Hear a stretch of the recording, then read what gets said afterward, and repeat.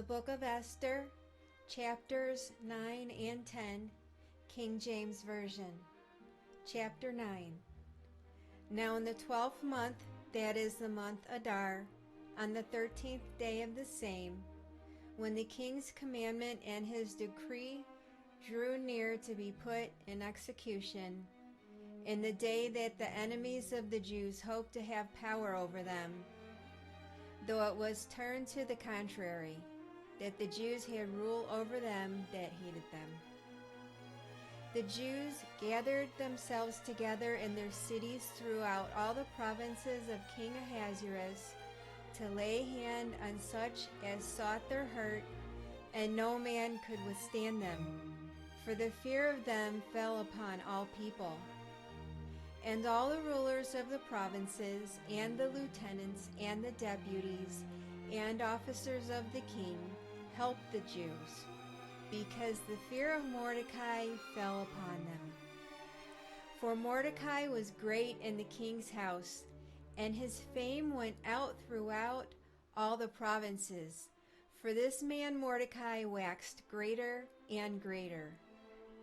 Thus the Jews smote all their enemies with the stroke of the sword, and slaughter, and destruction, and did what they would unto those that hated them.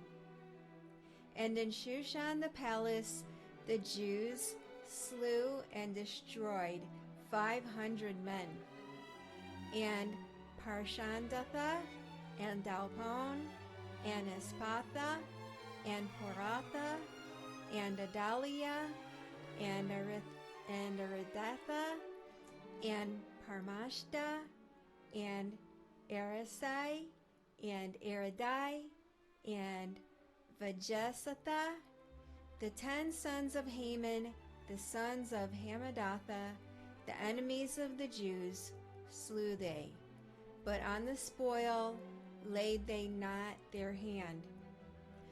On that day the number of those that were slain in Shushan the palace was brought before the king. And the king said unto Esther the queen, the Jews have slain and destroyed 500 men in Shushan the palace, and the 10 sons of Haman. What have they done in the rest of the king's provinces? Now what is thy petition? And it shall be granted thee. Or what is thy request further? And it shall be done.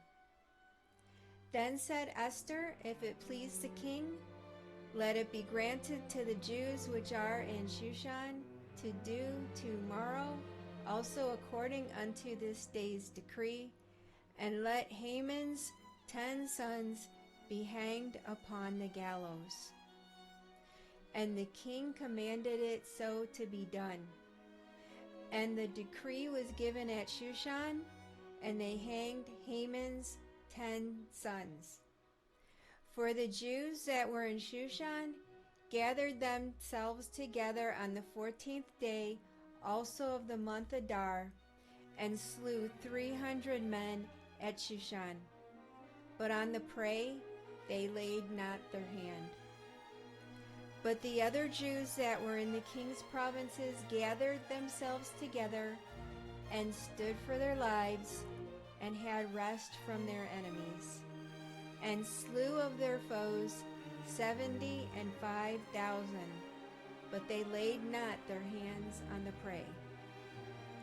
On the 13th day of the month Adar, and on the 14th day of the same rested they, and made it a day of feasting and gladness. But the Jews that were at Shushan assembled together on the 13th day thereof, and on the 14th thereof, and on the 15th day of the same they rested, and made it a day of feasting and gladness.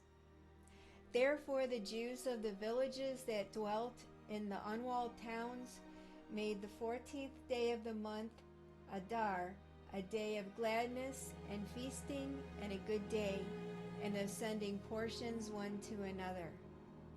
And Mordecai wrote these things, and sent letters unto all the Jews that were in all the provinces of the king Ahasuerus, both nigh and far, to establish this among them, that they should keep the 14th day of the month Adar, and the 15th day of the same yearly, as the days wherein the Jews rested from their enemies, and the month which was turned unto them from sorrow to joy, and from mourning into a good day, that they should make them days of feasting and joy, and of sending portions one to another, and gifts to the poor.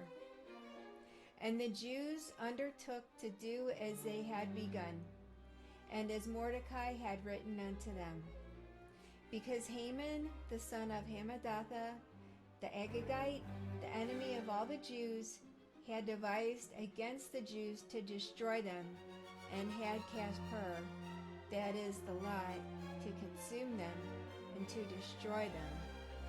But when Esther came before the king, he commanded by letters that his wicked device, which he devised against the Jews, should return upon his own head, and that he and his sons should be hanged on the gallows. Wherefore they called these days Purim, after the name of Pur. Therefore, for all the words of this letter, and of that which they had seen concerning this matter, and which had come unto them, the Jews ordained and took upon them, and upon their seed, and upon all such as joined themselves unto them, so as it should not fail, that they would keep these 2 days according to their writing, and according to their appointed time every year, and that these days should be remembered and kept throughout every generation, every family, every province, and every city, and that these days of Purim should not fail from among the Jews, nor the memorial of them perish from their seed.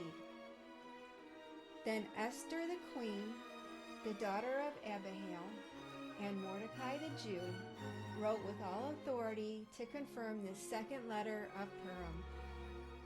And he sent the letters unto all the Jews, to the 127 provinces of the kingdom of Ahasuerus, with words of peace and truth, to confirm these days of Purim in their times appointed, according as Mordecai the Jew and Esther the queen had enjoined them, and as they had decreed for themselves and for their seed the matters of the fastings and their cry.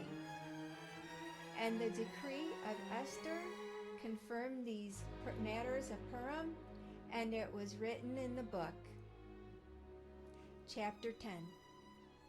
And the king Ahasuerus laid a tribute upon the land and upon the isles of the sea.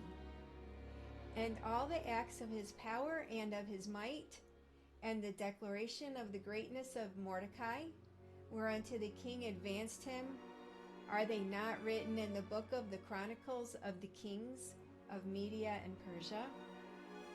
For Mordecai the Jew is next unto King Ahasuerus, and great among the Jews, and accepted of the multitude of his brethren, seeking the wealth of his people, and speaking peace to all his seed.